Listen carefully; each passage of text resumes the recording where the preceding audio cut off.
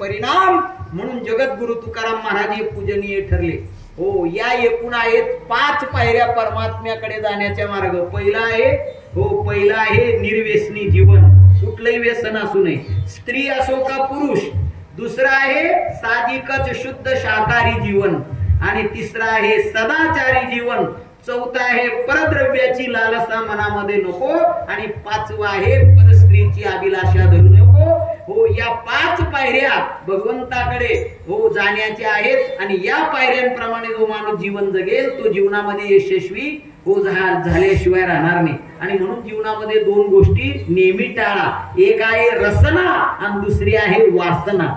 हो, रसनेने माणसं दुभंगतात। आता माझा आवाज जो गेला ना, याला कारण माझाच मूर्ख